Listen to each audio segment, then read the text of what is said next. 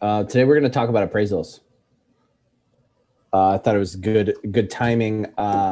This morning I met with on my list one of my listings. I met with the appraiser at the property, and we'll talk a little bit about that. Why I would do that, what we would talk about, and overall what an appraisal is. I'm going to pull one up on one of my buyers, and we're going to kind of dissect it, look it over. Hi, Andrea. And we're going to answer questions on that. Does anyone have any, while we wait one more minute for someone, does anyone have anything to share right now? Any exciting things or developments in your business or personal life? No? Everyone's good?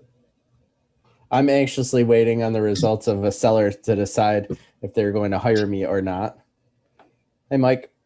I went on a listing appointment a couple days ago, and I was scheduled for 3:00, and another agent was scheduled at 4:30. So I've never been in a situation where I went to a listing appointment and met the seller and sat at the kitchen table while the tenant was occupying the property. That was a little interesting. They're on good terms with the tenant. The tenant's going to be vacating, but it was a little bit weird. But I should be hearing if I got that listing today, hopefully. But I know that I said this to Sharon. I know that I left it all out there. I don't have any regrets in terms of what I did, my preparation for it, my communication leading up to it, what I brought, what I said, what questions I asked. And I try to put my best foot forward. That's all you can really do. But I've gone on listing appointments before where I, if I'm honest with myself, half-assed it, right? And I didn't get the opportunity, and I had regrets. And I said to myself, I'm never going to go into a listing opportunity assuming I have it or assuming that they're not interviewing other agents, right? And so that's what I'm doing these days. Hey, well, yeah, Sharon. I've got an opposite story of that. I went on a listing appointment last Tuesday with a elderly widow who was going to be moving up to Grand Rapids, and she had some work that had to be done in the basement, and she was waiting for the guy to call her back, and she wasn't sure, blah, blah, blah. I left very confident, really happy, good little house in Canton, understanding, and I thought, I'm 99.9% sure that it was clear between the two of us, or I'm 100% sure that it was clear between the two of us that I was going to call her the following week because she wasn't going to recall the basement guy until the end of the week. She wanted to give him some time because of all the rain that had been coming and whatever. I called her today and she said, "Oh, I thought that you were going to call me back the next day. And when you didn't, I assumed that you were unimpressed with my home. So I went ahead and called somebody else, and she's coming over today and we're signing papers." Oh, God. And I was like, so Matt's first question to me was, what's your lesson in that, right? And although I know when I walked out that door, I was clear on what I was going to be doing, right? But communication and understanding means both parties have to be clear. And I'm pretty sure that we both said, yep, okay. But my lesson from that now is the next day, or even that day, later, once you come home, email, text, call, whatever, that just says, "It was great meeting to you today, just to make sure we're on the same page," or whatever. "These are our next steps," or "I'm going to call you on this day," or "You're going to do that." Like, say it again later. Because she might have said, "Oh, wait, I thought you were going to call me tomorrow." Oh, okay. If that's what you need. But I didn't do that. So I lost a $300,000 listing. Another thing that I thought of that I made sure that I communicated when I left my last listing appointment was that I wanted the listing. And I know that seems silly to say or communicate, but in Sharon's case, that seller actually was like, "Well, I didn't think you wanted it." It's like, we want all listings, right? But did you say that? Did you communicate that? Did you make it clear, right? And I said this to I'm excited about the opportunity. Should you hire me, I'm looking to get to work for you very quickly. I'm excited about the opportunity. I appreciate you having me come out. Like, just saying some things that you think might just be understood. They're not. Well, I mean, we went so far. I was how lovely your home is, and okay, as soon as you're ready with this, I can schedule pictures. They'll just take. I mean, we really, whatever. It is what it is, right? But I think the biggest thing is my lesson learned is to recommunicate and confirm what the next steps are when you walk away from a conversation.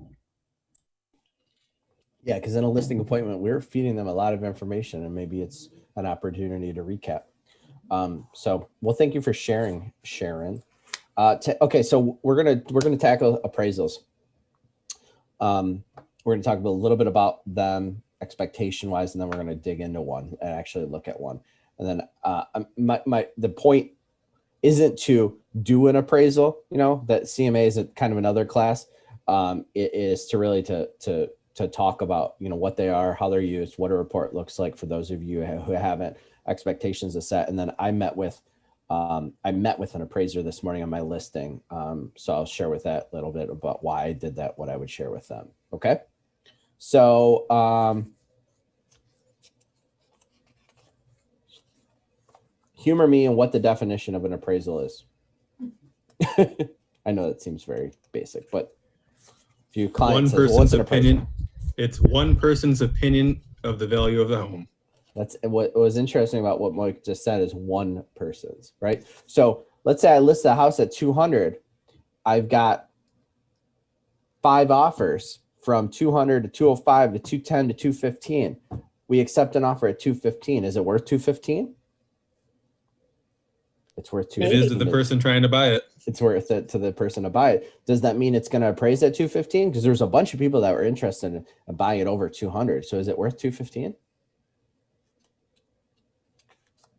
Andreas, I don't know. Yeah, I mean, what is it ultimately? What is ultimately it has to appraise, right? And that's why appraisal guarantees have become such an important part of a deal, is because depending on what a property is listed at, at the end of the day, it has to appraise. Otherwise, you can get an offer at 250. It doesn't matter if there's some sort of guarantee in there. The way our purchase agreement reads, standard, right? And not everyone's does, but the way our purchase agreement reads is that if the property does not appraise at or above the contract price, the buyer has the ability to terminate the deal and get their earnest money deposit back. Does everyone know that? Okay. That's our purchase agreement. Now, it is changed or altered when you add an appraisal guarantee. And an appraisal guarantee or appraisal waiver, right? I don't like saying waiver because waiver assumes that it doesn't matter what the appraisal at. A guarantee specifies, should the appraisal come in lower than the purchase price, the buyer agrees to cover the difference in cash up to a certain amount, right? So if the property was listed at 200 and they write an offer for 215 with a $5,000 appraisal guarantee, as long as that property appraises at 210 or higher, the seller is going to get their 215, right? And what an appraisal guarantee also does, as most of you know, is basically eliminates that objection. So you're waiting on the appraisal, but it's not necessarily something that's going to make or break the deal unless there's a floor on it, right? Which I don't want to get too into the weeds here, but what we're trying to make sure that we understand is that at the end of the day, your sellers and your buyer, but your sellers have to understand it has to appraise, right? And it has to appraise for some amount, right? Even if there is an appraisal guarantee. And the appraiser is going to do what? To look at what? In short, they're going to look at sold properties, right? Hopefully sold comparable properties, right? So I'm going to pull up an appraisal report and we're going to look at it.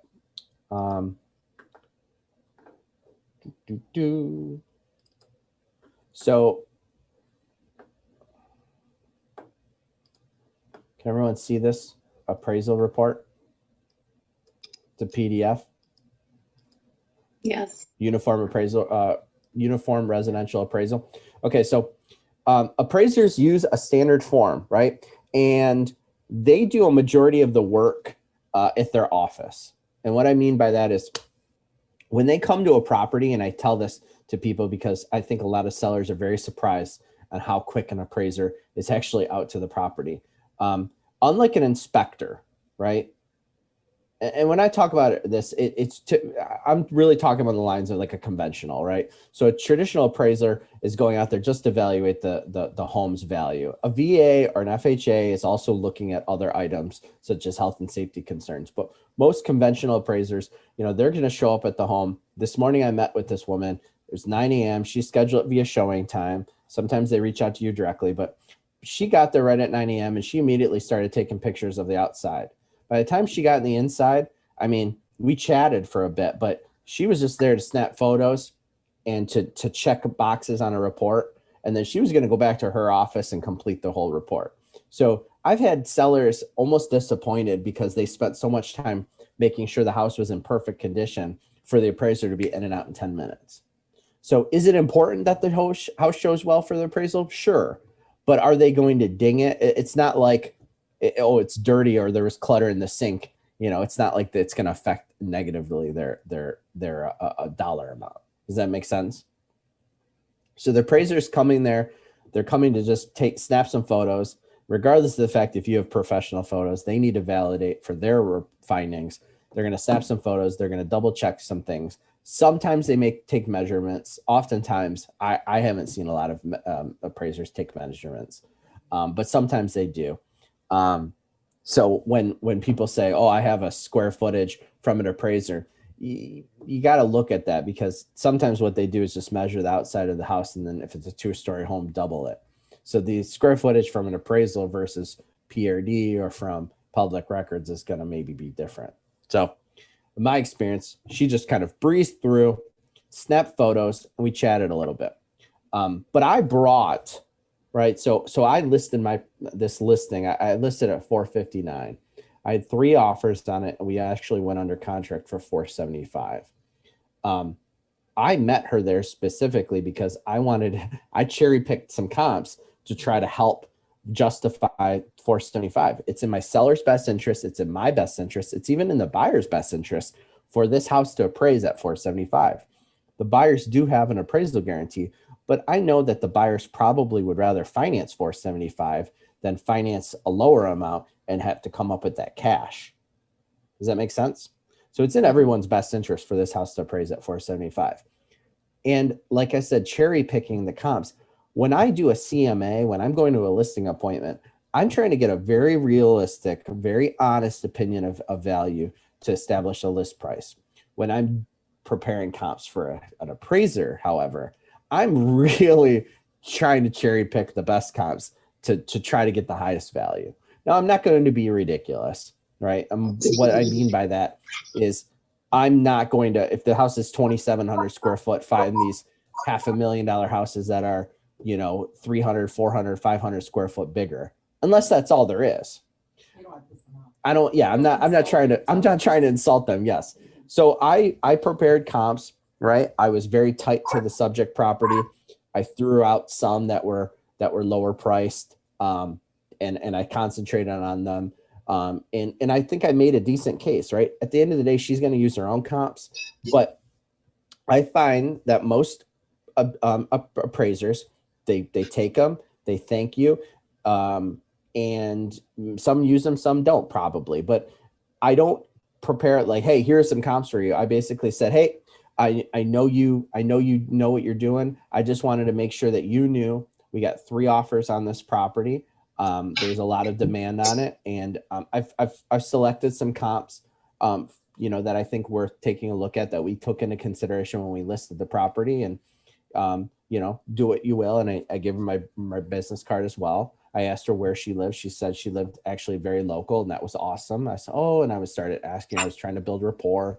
Again, if you're a nice person, is it going to get you the value you need? No, but it can't hurt. So I just had good rapport. I was, what are you seeing out there? I was playing dumb a little bit. And she said, how long have you been in real estate? Oh, this and that. you know, what are you seeing? Oh, she chit chatting for 15 minutes about bullshit, but it developed great rapport. And then she continued doing her thing. But I think from a list side, it's beneficial for you to be at your appraisals if you can be, right? Even if you're not providing comps, just to establish, hey, I'm here. Here's my card. If you have any questions about anything, you know, let me know. And she did. My today she said, well, can you verify the HOA amount? Yeah, blah, blah, blah. I told her. So it definitely can't hurt, right? And I think it's another opportunity for your sellers to see that you're working for them, right? Hey, Matt, good morning. Yeah. Hi. Hi, it's Hope. If you are okay, so if you're a real estate agent and you're an investor that is actually planning to buy the property, say you are financing it outside of the MLS and you wanted to meet them and share that information, do you need to disclose that you're the one that's buying it? Well, that's a good question. I don't see why you wouldn't. But they have a copy of the VA. They have a copy of the purchase agreement. Okay. Yeah. I don't think it would hurt. I mean, it wouldn't. You know. Well, I don't know. I mean, on the one hand, I guess I wouldn't say anything because they have a copy of the purchase agreement. And if they notice it, they notice it. If they ask you, don't lie about it. I feel like if you made a big deal out of it, though, they might think you have a conflict of of interest. Yeah, because your argument would be reversed, right? Why you want it a little bit lower. Not necessarily, not if you don't want the deal to fall apart. Right. You may want it to be at whatever appraised value because you don't want to have to bring cash. I mean, so I think I would just keep my mouth shut. Okay. I've had appraisers that seemingly did a majority of their homework before they came to the property. And then I've had other appraisers saying, oh, I haven't even looked at comps yet. So it depends on, they're all very busy right now. They have been for some time between refinances, because remember, most refinances are going to use appraisals too. So they're not necessarily walking in knowing that it's what, you know what I mean? It's kind of like you showing a property. You may have done some comps beforehand. You may have to do them after if you're trying to figure out what the true value is. But I've straight up in a polite way say, hey, do you have any concerns about this appraising at the purchase price or at the contract price? Like, do you know any apprehensions? And sometimes they give you a little bit of information. Sometimes they don't. I've had people saying, you know what? No, I looked at comps already. I mean, this one shouldn't be a problem. So it depends. But I don't think it hurts to call a spade to say, hey, I'm a little, this one's breaking some records for this neighborhood. This are comps, but I don't know. What do you think? Right? I don't think appraisers are looking to kill deals, right? And I've heard negative things about VA appraisers. I actually, in my experience, a handful of experiences, VA appraisers are actually trying to really get the value. They're really trying to help a vet out. Maybe that's just my experiences or not, but I don't think appraisers are out there trying to kill deals. I do think appraisers right now, though, are making sure that if they were audited, that they were not, that they can show their homework, if you will, right? That they're not just putting a dollar amount to get the price to keep working with companies. That they're, so if the comps are out there, they're going to look at them. All right.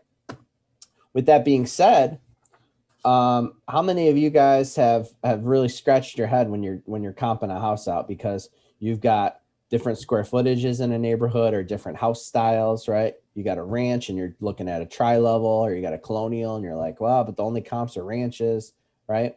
So there's a little bit of challenge to that. And I've had an appraiser straight up say in Livonia, this was a Livonia situation. They said, this was a tri-level house that we sold.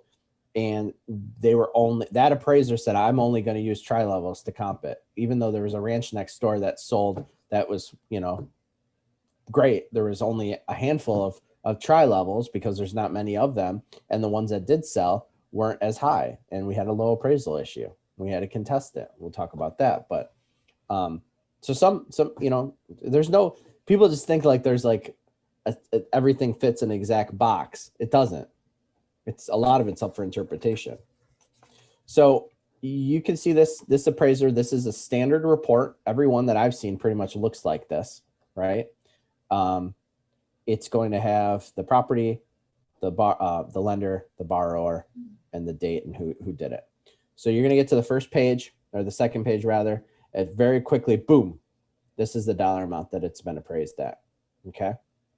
And then it goes into the report. Okay. Has anyone seen one of these? Have you looked through an appraisal? Here's the thing. I was talking to Sharon because I was trying to find one to pull up. Most of the time we don't see these unless they're low because and you ask for it. Yeah. Most of the time it's just like, hey, appraisal's back. We're all good. Great. Awesome. I don't need to see a copy of it. Now the buyer's always entitled to a copy of it. Should they get it or not?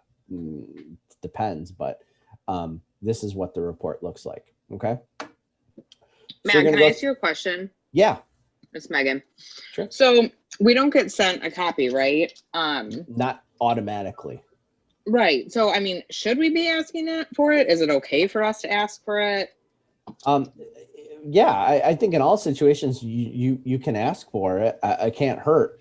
If it's low, it's almost like, yes, they're automatically going to send it to you. So it belongs to the buyer.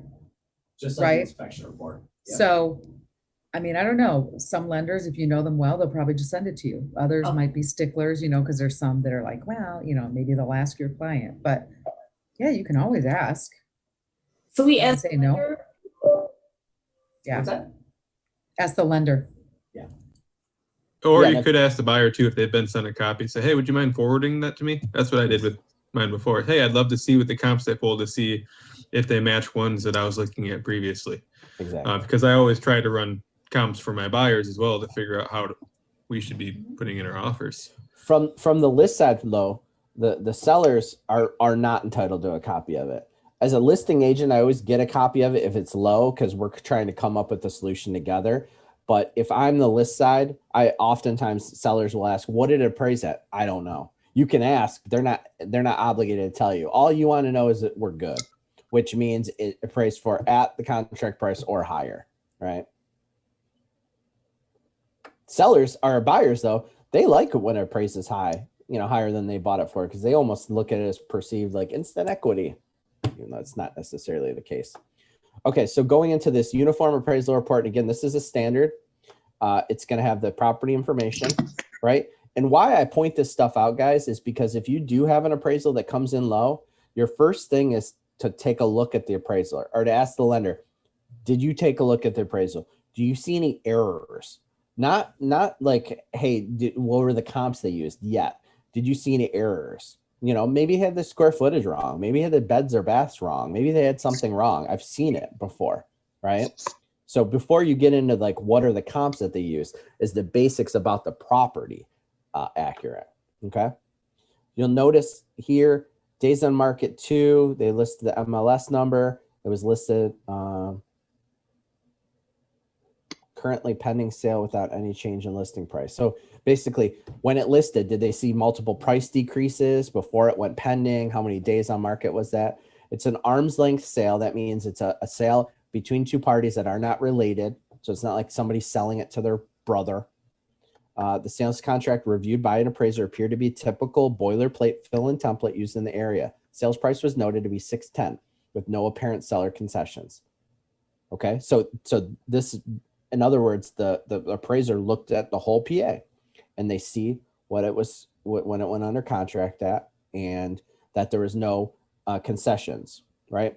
So in other words, if it was listed at $610 and there was $10,000 in concessions, the appraiser might take that into context, because it still would need to appraise at $610, but the true purchase price of the home is only $600. No financial assistance provided. It's like concessions, that kind of thing. Some stuff about the neighborhood, the area, right? They're going to pull some stats, price, age, land use, what's it around, right? It's always easiest to compare homes that are in a neighborhood when they're around other homes that are like them.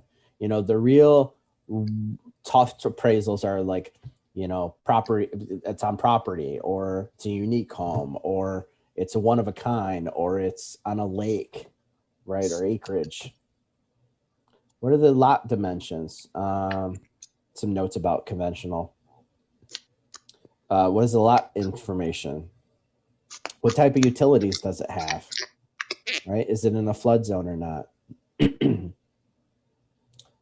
General description, number of stories, detached, it's an existing home. What kind of foundation does it have? All of the details about the construction of the home, fireplaces, all these kinds of things. You'll note that none of these things have a dollar amount attached to them, though. People think like, oh, I've got granite countertops, or I put granite countertops in. That should make my value higher. Well, that makes the demand higher, but it doesn't make the value higher, right? So when someone says, I just put 20 grand into the kitchen, it should appraise for 20 grand higher. That's not the case. It may command 20 grand higher because the buyer's demand is there. But that's a really tough conversation in terms of what actually affects value. Okay. Typical features and properties from the market and value range. No value is given to personal property, which includes a shed. Okay. So they may see on a purchase agreement that things like TVs are included or this or that. They're not giving any value for those things. No updates in the prior 15 years. Physical depreciation is based on, this is their boilerplate things. And then they copy and pasted the description. Physical deficiencies, no. Like they're looking for issues with the property that affect the livability, soundness, or structural integrity of the property. Does the property generally conform to the neighborhood? Yes. In other words, like, is it like this weirdo house that's completely out of place, right? And then you get into the comps. Jumps right in, okay? So again, this is a standard form, and what they're doing is look at these like columns, okay? You see this one, comparable sale 1, comparable sale 2, comparable sale 3. And then if I go down a little bit, nope, they only have 3. So this is the subject, right? This is the address of the subject property, the sales price, really the contract price, right? That price per square foot based on the square footage of the home and the contract price. And then 3 comparables. So this is interesting. I've seen 3, I've seen 5. I don't know if Sharon, if you've ever seen more than that, but people want to give like 50 comparables. The appraiser's job is to whittle those down. They may have to select 3 to 5 of 10, right? They may only be able to find 2, and they may have to add a third that's not really a comparable. And that's where it gets really tricky. Okay. And again, people want to take all these different things into account. It's relatively simple, and that can be frustrating because you're trying to take into account all these different things. Like it just doesn't work like that, right? Okay, so this is the column for the subject property, right? So the information about the home that we're the buyer is buying, and then comparable sale 1, 2, and 3. So it's having to have the address, how far away it is, what the sales price it is. And this is the thing, guys. People want to take into consideration what else is active. People want to take into consideration pending sales. I've seen one instance where there was a pending sale on a appraisal. And even then, I don't know if they took that into account. It really matters what's sold, right? So as a listing agent, if you're pricing out a home for a listing, it's okay to call another listing agent that say, hey, I see that you have a pending sale. What'd you go under contract with? That's a great way to determine how the market reacted to their home, but it doesn't necessarily mean that it's going to affect your value until it closes. Matt, I'm sure you have, and I have gotten phone calls from appraisers that are appraising other properties that might be on a street where I had a sold listing or pending. Like they'll call you, because if they're reaching for information, they'll ask you, was this new? Was that new? What was the situation? Like if there's any kind of questions. So they'll call other agents to get information if they need it. They will. And as a listing agent, it's your job, I think, as a good agent, it is your job to answer those calls and to share with appraisers every information that they ask for. It will only benefit everyone else, right? So I've got this one on Indianwood, right? It went under it's sold for $527,000 or $200 per square foot. Okay. And then this is I know some of these I don't even know what they mean, but this is these are adjustments. These debits and credits are adjustments. Where those come from, are they automated? Are they calculated in an algorithm? I don't know. I truly don't know. Because people say, how much value is it for a fourth, fifth bedroom? I don't know. I wish there was a chart. Yeah. If there was a chart, we would all be pricing houses perfectly and you wouldn't need appraisal variances. Exactly. So this one, for all of you guys who remember real estate school, 40,398 square foot lot site. That's like just under an acre, I think. This comp was 1.73 acres. So it values, or it adjusted this comp $6,992 for that land. Okay. And then my subject is 4 bedroom, 3.5 bath. This comp was 4 bedrooms, 2.5 bath. And to bring them equal, what you're trying to do is, what the appraisers are doing with these debits and credits is create a level playing field, right? Because these houses don't have the same beds and baths. It's adjusting a little bit. So at the bottom is going to have an adjusted dollar amount, which we'll see in a second. So it's crediting this house $7,500 because it has a difference in bedrooms and bathrooms, or it's adding. I shouldn't say crediting. I should say adding to this, right? So because our subject property had an additional full bath, it's saying it's worth $7,500 more than this. Our gross square footage was 2,853. This one was 2,635. So it's crediting us $16,350 to even that playing field out for that 200 square foot. Okay, which is unique because if you look at the price per square foot is $200. So if you thought 200 square feet times $200, well, that would be 20,000. They're not giving you 20,000 though. They're giving you 16,350. That's why this is so tricky. It's not a dollar for dollar thing. Finished basement. We've got a 1,296 square foot, 0 square foot finished walkout basement. This is an 1,850 square foot basement. Still unfinished, but they're giving them an adjustment because the basement's bigger. Super weird. I don't get it. It's important to have your square footage. Even if you have an unfinished basement, it's important to have your square footage accurate in your listing, guys. Okay? Because you know when you input it, it's like, how much is it? How much is unfinished, right? Make sure you're accurate. If you don't know, measure it. And then a deck. This says I have a deck, patio, generator. This only has a deck. So it's $7,500 adjustment for this. Now, does it say a 20 by 20 Trex deck with fire pit? No, it doesn't. Does it say stamped concrete patio, or does it say beautiful bluestone whatever? No, it doesn't. So when all these people make these, oh, I have this, I have that. Those are all great, and they definitely affect buyer demand. They don't necessarily equate to value in terms of an appraiser. Well, I would say That might also have to do with the appraiser. Yeah. Because just because he says deck, maybe he'll make an adjustment if it's a really nice Trex. Yep. But we don't know, like, because they don't write it out. They don't give you all their reasons.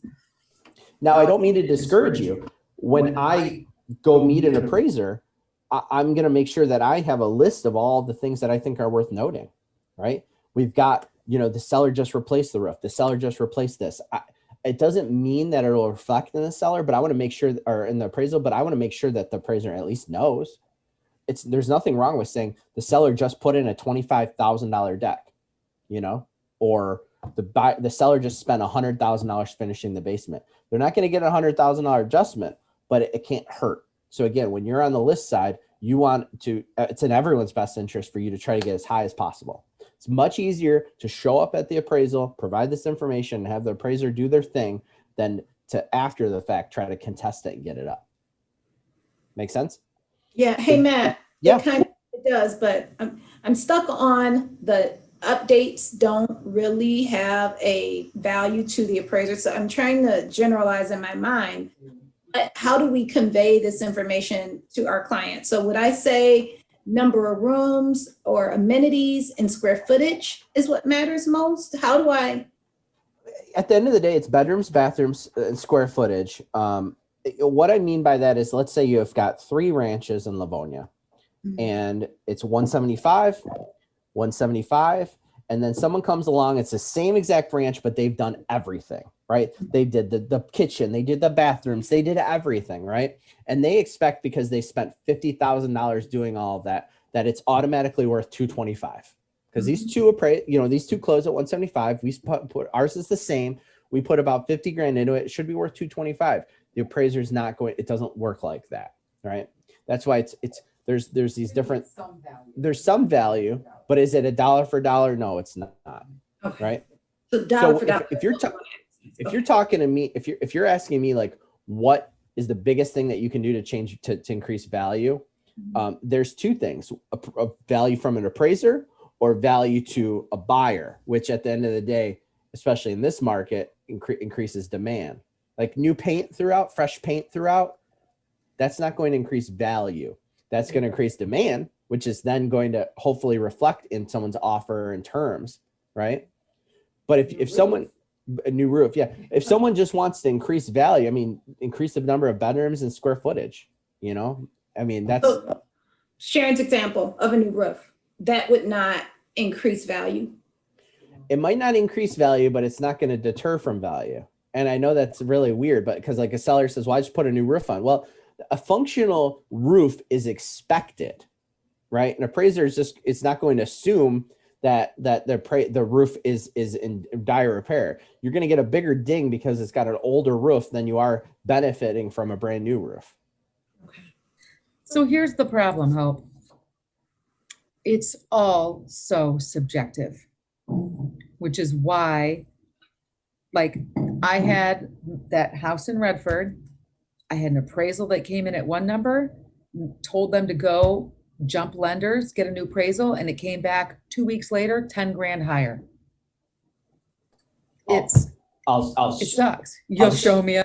I'll share it with this one because this one came in really low. This one we're looking at came in low, and then they got a new one. So you've got, and then this next column. Oh, let me finish up this one. So in total, the adjustments to this were 17,318 to bring it to the same page.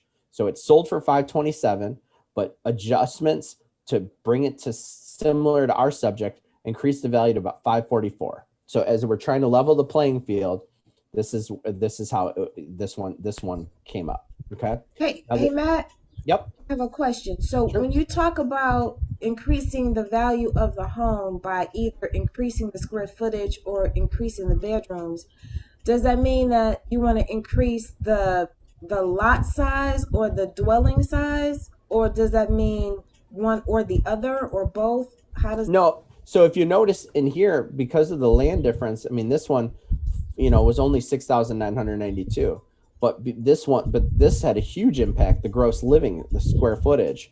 So making, one house that's an acre versus one house that's 2 acres, does it mean it's worth double? No, certainly not. But is there a big difference between 3 and 4 bedrooms? Yes, there is.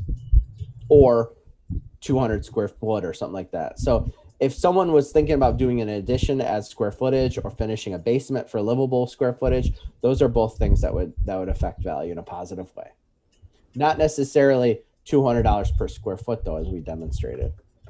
So if somebody wanted to redo the kitchen and they added a couple of square feet to the kitchen, that really wouldn't make as much of a difference as if it was a bedroom or if it was livable space in the dwelling, right? Correct. Okay. And just to remember, that money that they'd put in that kitchen wouldn't necessarily equate in a dollar for dollar return. However, if buyers would have hated the old kitchen but loved the new kitchen, maybe they'd be willing to pay more, right? So remodeling really just is about the buyer's preferences and what they're willing to pay for it, and really has little to do with the actual value of the house. yeah, I mean, in short, yeah. Okay. Yeah. Okay. Unfortunately, Thank you. Yeah. A question that Mike. goes right along with that, of course. Now, there's always this thought, or maybe it's a myth that, increasing the quality of the items you put in there, say upgrading from a laminate countertop to a granite countertop. Obviously, it's a better quality material. It's going to last way, way longer. But how would something like that actually affect the appraisal, or is that simply more dependent on I what's don't. common in the I area. say I say no because there's not a line item for that. I mean, there's again, it goes back to the buyer demand. Is a buyer willing to pay more? Is it going to get top dollar compared to other homes that are on the market? Can you guys hear me? Yeah. Okay, sorry. It says my internet's unstable. Is it going to get top dollar because it shows really well? Yes, from a buyer perspective, but is it necessarily going to appraise for more? No, not necessarily. So, Gotcha. I Um, appreciate that. I know a lot of times when you're talking about doing like remodels and flips and rehabs, you want to pull the comps to find out what's common in the area, not overprice it. I know a lot of Exactly. people will want to immediately just say, oh, well, we're going to put granite or marble in here because we'll get more out of it. But that's not actually true, is what we're stating, unless Correct. it makes sense to the market around it. Correct. Yeah, absolutely. Yep. So one more question too, probably not my last one, but the title department asks us about the listing. What are the updates that have occurred? Why? So title, that's a different thing. And I appreciate the question. The title company is verifying that there's no one that's completed any work recently that hasn't gotten paid that could potentially knock on the door after closing and say, hey, your seller, I never got paid for the roof I did. You owe me money. The Okay. title company is ensuring against no liens on it or no one being able to come back and collect money, including lenders, including trades. So when they're asking that, they're making sure that you haven't completed any work, so they don't have to worry about finding any or providing any proof. Now, if you say, yes, I've had roof work done, I just had this, and this done, they're going to say, okay, I need to have proof that those things were paid for, right? Okay. Otherwise, we're not issuing a title policy.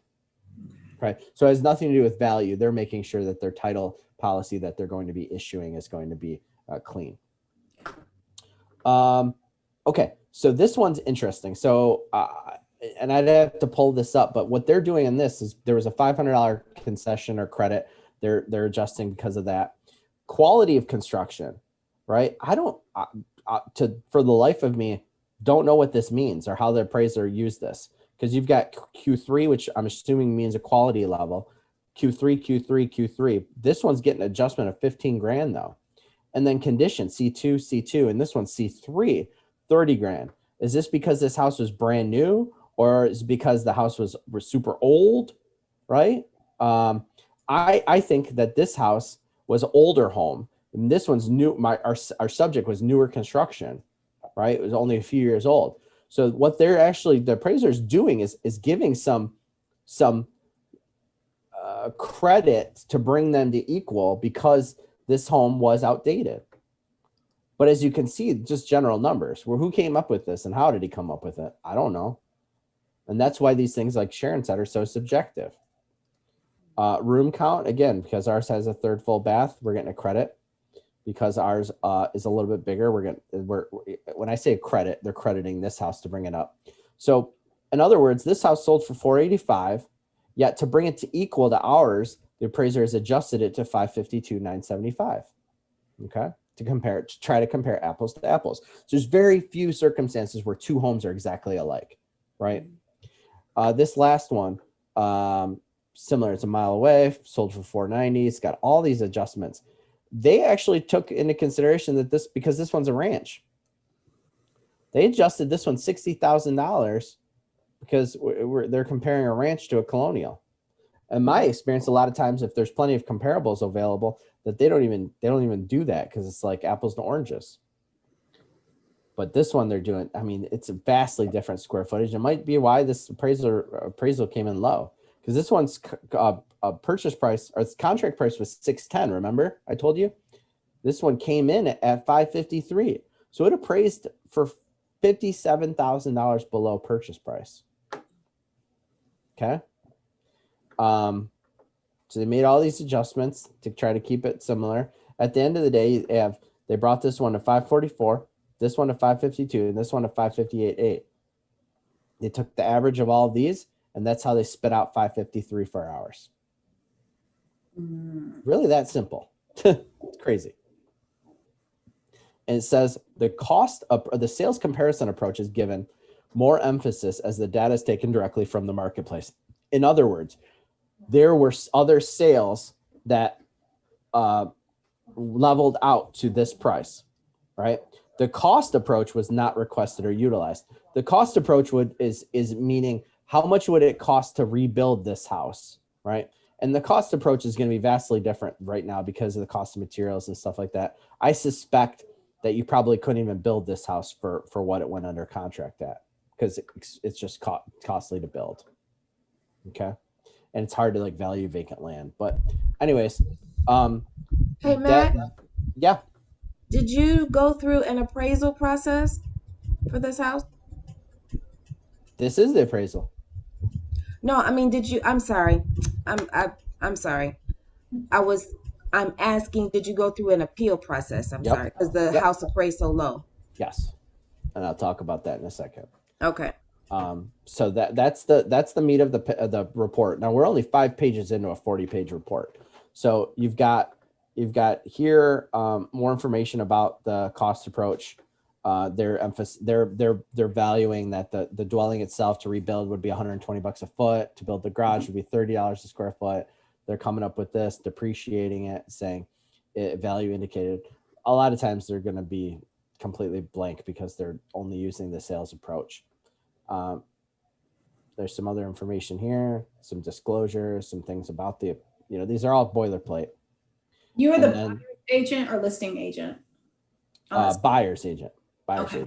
Yep. Them certifying this, and then they actually used comparable 4 and 5 on this one as well.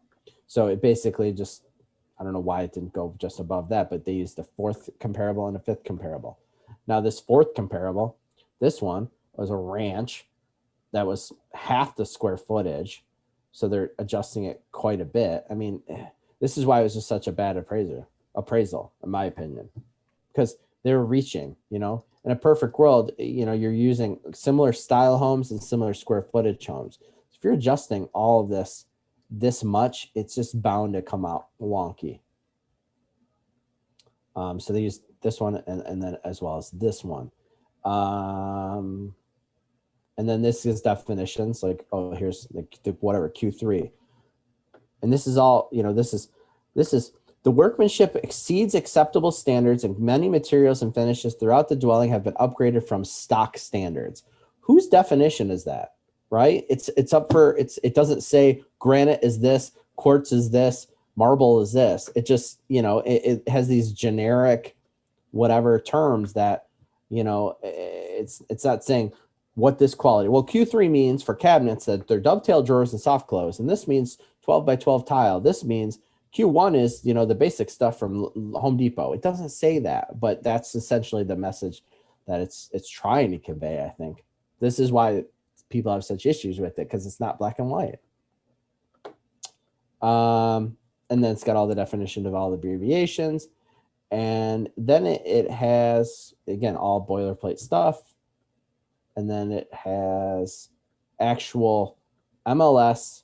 Oh, this is a rough draft. So remember I told you they just measure the square footage. He's taking measurements, level 1, level 2, level the basement. They're going to include photos of the property, right? Because they snap them.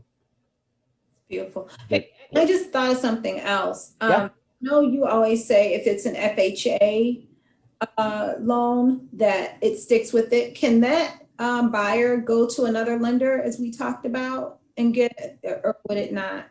Not typically, no. Not typically that appraiser is going to be there. You're more likely with an FHA to do a rebuttal to try to get that up than to switch lenders.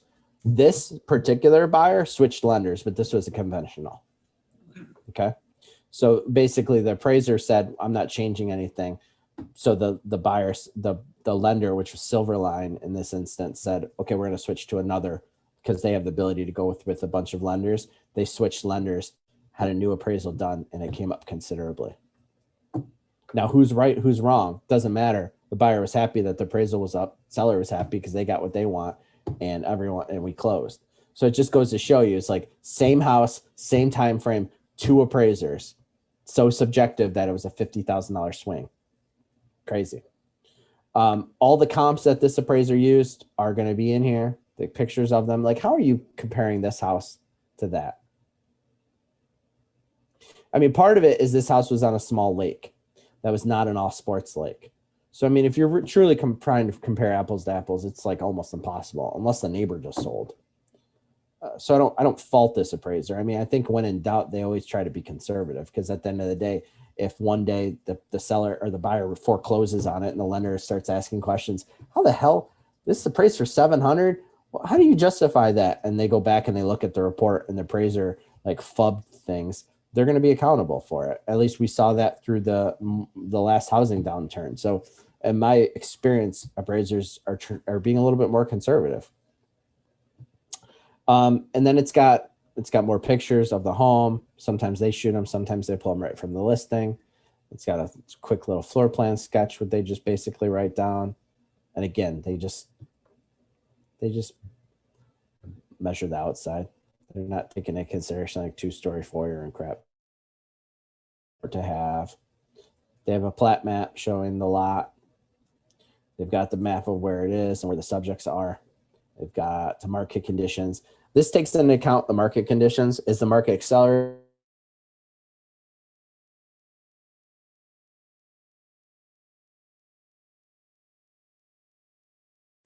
Sharon, I think we lost Matt. Yeah, He's frozen. sitting right next to me. Yeah, Oh. obviously he's sitting right next to me. It froze. Oh, Am I back? you're back. Sorry, guys. Trying to keep it. Okay, I'm back. You see this? Yes? No? Yes. Thumbs up? Yep, we see it. Okay. Market conditions. This is driving me nuts. It's just making notes about the market conditions. Is it accelerating? Is it decelerating? Right? How many listings are sitting? You know, how many of these sold very quickly? Did those comps have concessions? What were they? Right? How quickly are houses selling? How slowly? Right? I think all these things factor into is it declining, right, or stable? This appraiser is basically saying on a few things it's stable and a few things it's declining. The declining is the number of homes listed. The decline. Okay. I didn't get And then that. it's What? got more pictures, and then also it has their license, and then it's going to have all of the comp. It's going to have the PRD from the subject property, and then it's going to have all the comps. And they typically are going to pull the MLS and just attach them of all the comps that they used. This one just has the subject property, but that's a big old 40-page report. And as I said, this house was under contract for $610,000. There was, I think, a $10,000 appraisal guarantee. So in order for us to get $610,000 or for the seller to get $610,000, it had to appraise at $600,000 or higher. There's also a floor though. So the fact that it appraised at $553,000 does not mean that the buyer was going to pay $563,000 because there was a floor. In other words, neither the buyer had to pay this or the seller had to lower their price. So it was in everyone's best interest to get a new appraisal. So the first thing was going back after reviewing this report saying, hey man, why did you use, and I say, man, hey appraiser, why did you use these comps, right? The first thing that I would do if I'm refuting this or rebutting it or contesting it is to see, are there better comps out there, right? And keep in mind, guys, from the time that you go on the market as a listing agent or as a buyer's agent, from the time that house goes under contract or even gets listed, there may be some comps that close in that middle period of time, right? But you have to keep, just because when you go into a listing and you look at a CMA and you look at what's sold the past 90 days, keep in mind is that things are closing every day and they may change that, right? And and sellers have to understand that. Buyers have to understand that. So I'm going to go and look. One is the information that this one has accurate. right? Did they have the correct square footage? Did they have the correct numbers of beds and baths? What comps did they use? Are those comps good? Are they bad? They have to use some comps. So if there's no better comps, you have to do with what you can with the ones that you have. But oftentimes I hear, like, I know Mike West had this situation. There was a couple comps that they used and they sold like a year and a half ago. Why did you go back so far? There was other comps that have sold more recently, right? And I've heard a couple of different things from appraisers that have said, well, I'll go back farther to compare a home that's the exact same than one that was recent that wasn't exact same. There's no set rule on that, right? But it's worth bringing up and noting. And that's, again, why I present to my appraiser when I go there the most recent comps that I have to help support their decision. Now, again, he can't turn a blind eye to that one that sold down the street that was divorce situation, distress, and it sold for $20,000 less. He can't ignore that. But at the same time, it's your job to help provide the best comps. So I'm going to look and see, are there shitty comps on here? Are there better ones that you could propose? Right? And you're going through the lender on this. You're not able to communicate directly with the appraiser, but you can say to the lender, hey, here's some comps that I would have looked at, right? And you're trying to play nice. And then the lender then sends those typically to the appraiser or the appraisal company or their underwriter, right? So refuting an appraisal can happen. From my experience, it hasn't happened well. It's almost as if the appraiser, once they do it, they stamp it and they're like, nope, I'm not changing it. I stand by my word, right? But it doesn't mean you can't get a new one if you change lenders. And that's what this buyer did. So Brent got this buyer with a new lender, because this one was done for Quicken, right? Got him a new lender, new appraisal was ordered, rush, and it appraised at like 610 or 615. And again, everyone was happy. Could I tell you exactly why? I don't have a copy of that appraiser. I didn't really care because it appraised at what we needed it to, but it just goes to show you that was a $50,000, $55,000, $60,000 swing between two appraisers of the same data that's available to everyone. That's why it's so up for interpretation. I know this is a lot. Is this helpful? Does this make sense? Do you have questions? Matt, when the appraisal comes in low, is it the advice that we give the clients that they get a new appraisal, or do they automatically, like, how does that work? Do you suggest it, or do they know that they're supposed to get another one? Or well, it depends. It depends on what side you're on. So if I'm on the list side, and let's just pretend I'm the buy side, right? The buy side. I know when the appraisal scheduled, right? Or I should know if everyone's keeping everyone in the loop. And I'm going to say to the lender, hey, I'm anxious to hear what's the results. If the appraisal comes in at or above, you're just going to hear, we're all good. And then you can say, hey, what did it appraise at? What did blah, blah, blah. But if you hear appraisal came in low, the first thing that they're going to do is review it. And then I'm going to ask as the buyer's agent, hey, can you send me a copy? I'd like to review it. And then what I said earlier, I'm going to review it for errors, right? First. Then I'm going to look at what comps that they use, right? And before I say get a new appraiser, I'm going to make sure that this one was good. And I've been on the buy side where I get an appraisal and it's low, but it was a good appraisal. And I'm humble enough to say, you know what? They had to use the comps, and it's the comps, and that's, unless there's an appraisal guarantee, it's an opportunity for renegotiation, and that's kind of a separate topic. But if the appraisal does come in low and it's a bad appraiser, or there's errors in it, I'm going to say that to the buyer, right? I'm going to say, hey, these are our options. I'm going to loop in the lender. I'm going to share what's going on with the listing agent, because the listing agent needs to know, is obligated, he deserves to know what's going on. And then at that case, you're speaking with the lender, what are our options? The first option, if there's errors in it or bad comps, is to try to get it revised. If they say, nope, we're not doing anything, then the question is, okay, what else can we do? Can we switch lenders and get a new appraisal, right? Now, keep in mind, if there's no floor in this, even if our appraisal is low, if there's no floor in it, it is what it is, especially if there's an appraisal guarantee. In other words, if this one was under 610 and the language in the purchase agreement says buyer to sell to pay 10 grand more than appraised amount, and there was no floor in it, you know, you'd have an argument saying, well, came in at 553, buyer's going to pay 563. You know, Pete's talked about this a little bit, saying, well, you know, if there's no floor in it, you know, it appraised for less than the list price. So do we have a leg to stand on or not? You know, there's no black and white answer to that. But assuming there's no appraisal guarantee and it appraises lower, it's up and it's a good appraisal. It's up for renegotiation. You know, again, if it's a good appraisal, that seller might be pissed, but it's going to appraise like that number 2 and number 3, right? So the buyer doesn't have to come down. The seller doesn't have to come down. The buyer doesn't have to come up.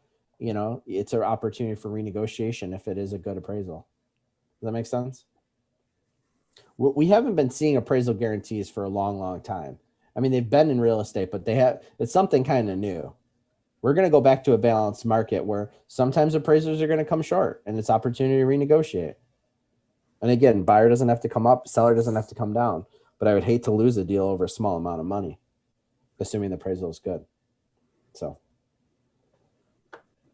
when in doubt, just keep the communication, pick up the phone, talk to the lender, make sure that, you know, you're asking all the questions, because your buyer doesn't know what to do or what, you know, how to, you know, and this is, bring it to me, bring it to Sharon, bring it to Pete, you know, more than likely we're going to start seeing them because, you know, not everybody's going to put an appraisal guarantee on it, and you're going to see appraisals come in a little low. I mean, the market can't continue to barrel down the road. So what other questions? You mentioned declining in one of the check boxes, and I didn't hear you clearly. What was that referring to? Decline? Yeah. Oh, declining. I think I probably, it was probably in terms of the market conditions, right? Number of days on market. It's an opportunity for the appraiser to note what kind of conditions were going on in the market at that snapshot in time. Were houses going for more money? Were houses selling in less days, more days? All of those different conditions. I'm trying to find it. It was market conditions. Okay.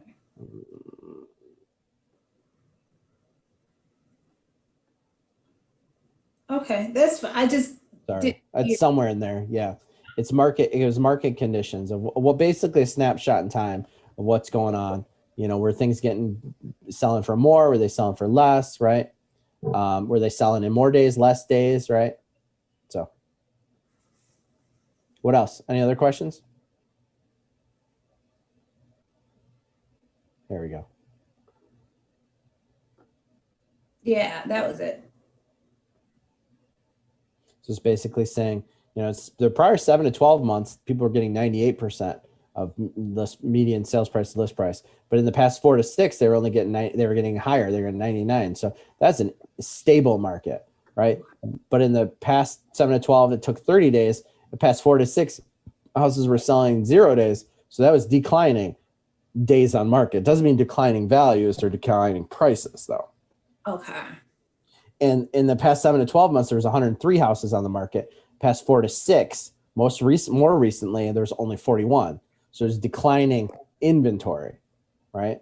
So all of these things would then equate to houses selling for more money. Because in other words, their houses were selling for quicker, and there's less of them on the market. So I do have a question too, if no one else does. My current listing, the sellers know an appraiser. And so this comes up. I've had this question before. Can't we just get our own private appraisal? So Hope, let me ask you a question. I'm gonna sell you my my Yukon, right? And you're saying I want to buy that Yukon, and I say, okay, I took it to a shop and they told me it's worth 80 grand, right? So you got to pay me 80 grand. Are you going to say, well, I kind of want to have my own shop take a look at it because I don't know if that guy doesn't have my best interest in mind, right? So same thing goes in this situation, because what's the appraisal for? Why is there no appraisal and it's a cash transaction? Because there's no bank involved. An appraisal is the bank or lender having a validation that the property is worth what you're buying it for, because they're lending you money for it. So your buyer's bank wants an appraisal done for their own justification that they're lending enough money. So they don't care what the seller's appraiser thinks of it. They want the one that they hired to validate their end of the deal. Make sense? So it doesn't mean your seller can't have it appraised and factor that into what you decide to list it for, but it doesn't mean that that's what the appraiser on the buy side is going to use, right? So in a few situations I have had on a listing that we were scratching our heads in terms of what the list price should be, and that we got a third-party appraisal in order to give us some direction in terms of list price. But that doesn't mean that that is what it appraised at eventually, right? That's oftentimes that's like me saying, hey, all the comps that I'm seeing are worth 400, and they think, no, it's worth 5. Well, where are you coming up with 5? We just think it's 5. Okay, I'll tell you what, Mr. Seller, I want the listing. I don't want to overprice it, but I also don't want to leave money on the table. How about we get an appraiser? It's a third party. It's not me. It's not you. It's someone, saying what it's worth, and then we go off of our list price of that. Fully understanding and knowing, though, that the buyer's appraisal might not be the same. Oh, okay, Matt, that makes sense, right? Because again, what is it? Like Mike said earlier, opinion of value, opinion basing, using data. So when people say an appraisal and a CMA are different, they are, but they aren't, because we're using comps as well. We're just also talking about things like the granite, like the new paint, like the fresh carpet, those kinds of things. Yeah. One can kill a deal, one can't. So hope that makes sense. Yes. Anyone else?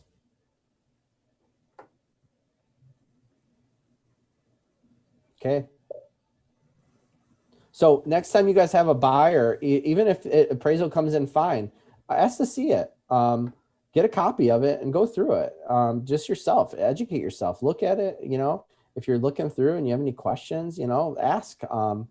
It's the more, just like a settlement statement, just like any paperwork, PA, the more that you read and see, the better educated you're going to be, and you're going to be better equipped to be able to speak with these things. Because whether you're helping a buyer or helping a seller, it's gonna, most of the time it's gonna have to appraise unless there's cash, right? So it's better that you understand these things, what questions to ask, what different things that are gonna help you in your career. So, all right, guys. Actually, I'm sorry, Matt. I do have one quick thing here. I'm just Sure. curious. If anyone has to jump off, we're over time. So if anyone has to jump Yeah. off for another commitment, go ahead and do it. But Mike, what's up? So obviously we're going over these. It's nice to know, especially if you're really familiar with them, about how they might make some adjustments with their, like all the ones we've seen. When you're running CMAs for people, do you personally consider any of those adjustments as well? I do. I do, but it's an artistic approach. It's not a cut and dry, right? And that's why when I'm doing a CMA with someone and I've boiled down to like the most comparable homes I can, I'm looking at all the photos of that and say, how does this kitchen compare to your kitchen, right? Well, their kitchen was fully remodeled. Okay, well, maybe 10 grand, maybe 15 grand, right? It's the same type of adjustments. It's not a dollar for dollar by any means, but you're definitely having that conversation. Because if 3 ranches have sold all for 150 and you have a 4th ranch that has the same finishes and updates, why wouldn't it be 150 as well, right? So Absolutely, because I've been doing a couple of them lately, and especially like if you're finding really similar homes, but one might have a 1-car garage versus a 2-car garage. Okay, we'll make a little bit of an adjustment here. yeah, Or a finished basement versus a non-finished basement. So yeah, those are real challenges, definitely. So what I might do is might separate it, right? And might say, okay, out of all the houses with the 2-car garages, it was X per square foot. And then all the ones with only 1 square foot or 1 garage was X square foot. So the difference between them on average is about $5 a square foot. So you might say, so in other words, Mr. Seller, we're gonna adjust by about $5 a square foot because of the difference overall. Does that make sense? Absolutely. So, and if you do, and if you see, you know, I've got 3 comps here and they're all finished basements and we don't. Okay, well, 10 grand, 15 grand. I mean, you know, let's say you have 5 comps and 2 have finished basements and 3 don't, but there's not any price difference. Maybe you don't make an adjustment.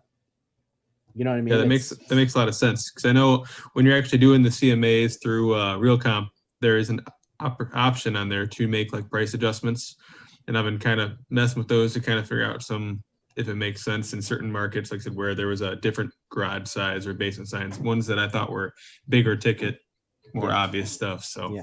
but you're keep kind in of mind- guessing. It's You're- an artistic approach. There is, and it's a little bit, you know, I always err on the side of, at the end of the day, what's going to determine true value? The market, right? The market. And that means that, you know, I prefer to put out there a price that's at or below what I think, and then let the market decide. You know, you're not going to leave any money on the table. If you price a house at 150, or you think it's 150 to 175, price it at 150. There's buyers out there that bid it up. They'll bid it up, but they'll also increase their terms, such as an appraisal guarantee and all the good things. So you're not going to, you know, people say, I don't want to underprice it. You're not underpricing it, right? It's just not, you're not going to leave money on the table right now. You're going to hurt your value more by pricing a property too high right now than too low. I'm going through that right now. Does that make sense? Yeah. You will hurt yourself more by pricing a house too high than too low right now. Because what's been interesting is, because properties have been selling so quickly, buyers have, this is my opinion, but buyers will see a property and they're going to think, it's too high. And they're not even going to bother looking at it or throwing an offer, even if the seller's willing to accept an offer. I've heard, I don't know, Sharon, if you've ever heard this, but I've heard a seller say, well, let's just price it here and we'll negotiate. No, Mr. Seller, you know, unless you want me to put in your listing that we've priced it at 200, but the seller's willing to sell it for 180. Let's just price it at 180, right? Instead of trying to find one person that's willing to negotiate, let's put it at a price where all the buyers are going to fight with each other and they'll bid it up, and we'll get the best price and terms, right? Because if you go 2 weeks on the market right now with no offers, buyers are looking at it saying, what's wrong with that house?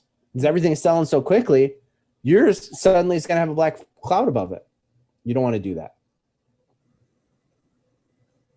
Does that make sense, Hope? It does. My issue, not my issue, but my client's issue is that they want to get a certain number out of the house. The highest, I just sold one that just sold for 235, and that's like with a family room. It's not common, but the comps are higher now, and her house is a pretty large square footage house. So in her mind, she should be able to get 240 or 250. Maybe she will. She might. Yeah, that's my issue though. I don't want to price it. She wants to price it at that to get that, and no one else is that side of the house. Yeah. A house is not worth what you paid for it. A house is not worth what you need to get out of it. A house is not worth what, you know, your friend or someone else said it's worth, right? A house is worth what someone else is willing to pay for it. And then it needs to be justified by an appraisal. So, you know, again, because the market will speak, you price it at an amount that's going to get the most amount of eyeballs on it, and then the market will speak. And you can show them that, you know, if you're doing an analysis, pull a report of solds. Here's the list price. Here's sales price. Here's the list price. Here's sales price. Here's list price. Here's sales price.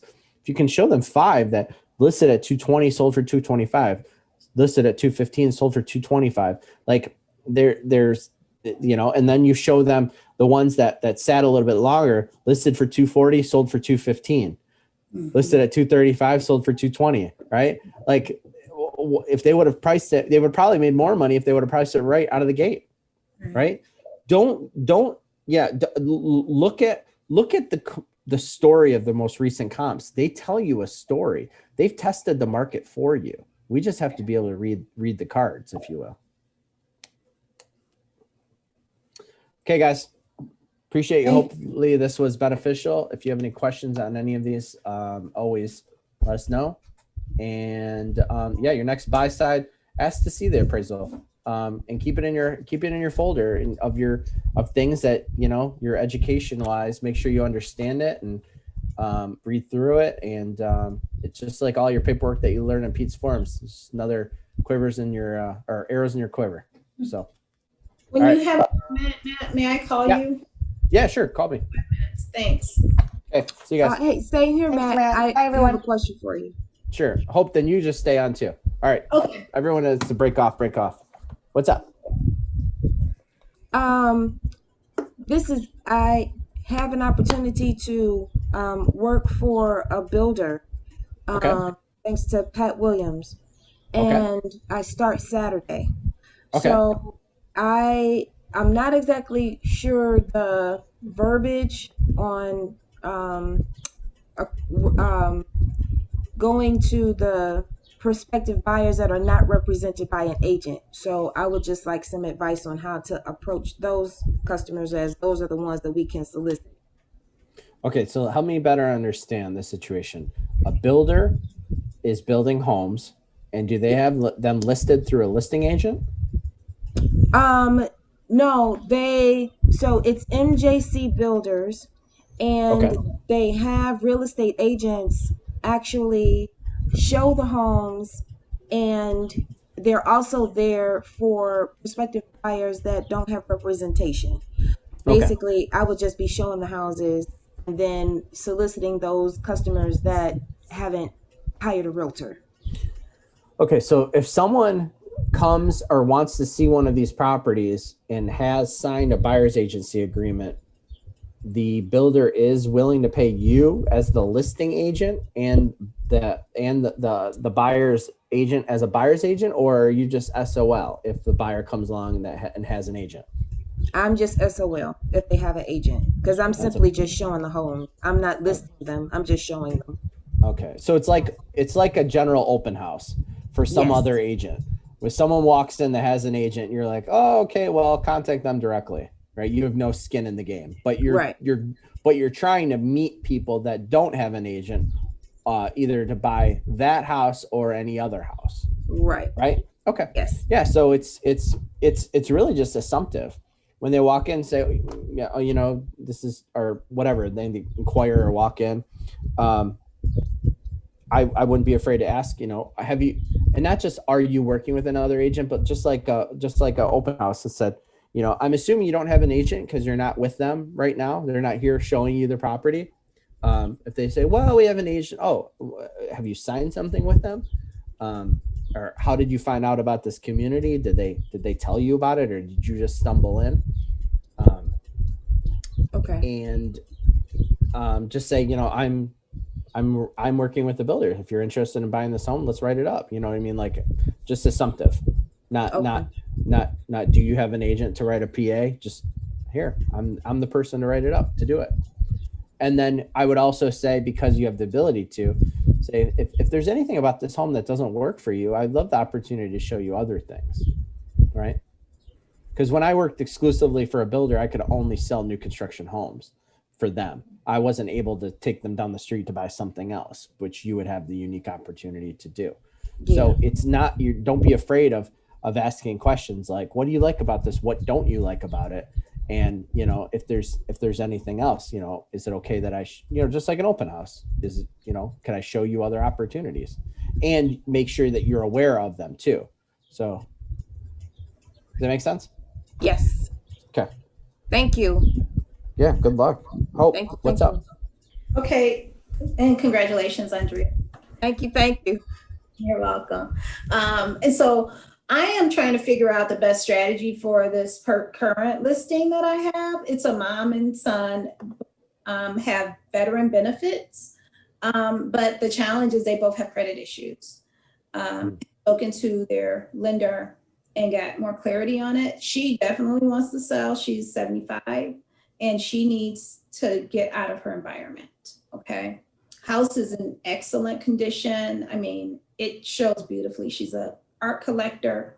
I'm sure it's going to sell easily. My concern is what happens after, and how to prepare her. She said she doesn't care about location. She's willing to go into an apartment, but the credit thing is kind of pushing me back from going full-fledged into the buyer consult phase. She's ready, but she's not because of her credit. Okay, well, let me ask you this. Many of my clients are sellers and then become buyers, but in this instance, if I'm hearing you correctly, it sounds like this person wants and needs to sell, but can't necessarily buy. Right. Is that the correct? Because of their credit? Yeah, they're going through the pre-qual phase with Okay. their, we'll know But more. if they can't, but do they absolutely have to be a homeowner? 'Cause No, you she said that doesn't they were have willing to. to go in an apartment. Yeah. Is the why behind why they want to sell or need to sell greater than the ability to get into the next house? Like, in other words, like, do they have, is what they're trying to accomplish make sense with you selling that house and them just getting an apartment? Because even with challenge credit, most people can get into some sort of apartment, right? Because there's a term, all sellers can sell, but not all buyers can buy, right? Right. In other words, you have the ability to help them sell this house. What they do next, I don't want to sound insensitive, but it shouldn't be your concern from limiting them to get them out of this current situation, Okay. right? So it's good that you're involved in this, but just remember, just because they won't necessarily be able to buy, if it makes sense, if it's important for them to get out of the situation they're in, list that property and sell that property. And then if they have to get in, bad credit doesn't last forever. So if they have to get an apartment in order to wait out this market or to get into a better credit situation, repair credit, fix things, maybe that makes sense for them to do. Okay. Does that make sense? Yeah, it does. Because I don't want to go to just full transparency. The son is suffering from PTSD. The mom is 75. She wants to change her environment. Yeah. Because, and on top of that, she's cancer survivor. So she wants someplace apartment that she can have like separate quarters, like a California split, and I know places like that, but Yeah. how far do we go into that? I guess is one of the things in my mind. make sure that places like that exist, that they have an option to do, so they're not absolutely stuck, because you're going to sell the house. There's no doubt about that. But if you make sure you reemphasize what the goal is, and there's going to be options after, just be transparent and say, maybe buying something right now is not in the cards, because of these credit issues. However, this is an incredible time to sell. So I think it makes sense for you to sell, bank that money, get into a rental situation. Here's a few options, and then maybe look at maybe stay there for a while. I mean, she's 75.